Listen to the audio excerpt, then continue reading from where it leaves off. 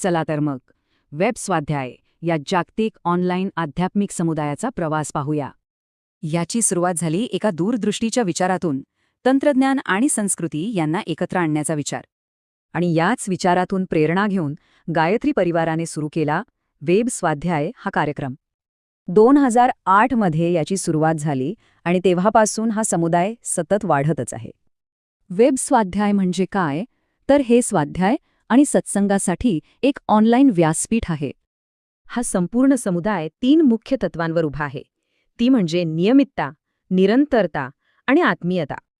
ही तत्वे अगदी कुंभाराच्या चाकासारखी काम करतात. एक सुंदर रूपक आहे हे. इथे शिकण्यासाठी एक खास 5 पायऱ्यांची प्रक्रिया वापरली जाते, जी सखोल अनुभव देते. फक्त 5 जणांपासून सुरू झालेला हा गट आज 800हून अधिक लोकांपर्यंत पोचला आहे. विशेषतः स्मार्टफोन आणि कोविड महामारीच्या काळात या समुदायाचा विस्तार खूप वेगाने झाला. काळासोबत बदलत वेब स्वाध्यायाने अनेक ऑनलाईन प्लॅटफॉर्मचा वापर केला आहे. आता हा फक्त स्वाध्याय राहिला नाही, तर संस्कार, उत्सव आणि साधनेचं केंद्र बनलं आहे. यात शांतिकुंजच्या दिनचर्येपासून ते सामूहिक जपापर्यंत अनेक उपक्रम चालतात. प्रौढांसाठी आणि मुलांसाठीही आठवडाभर नियमित सत्र आयोजित केली जातात.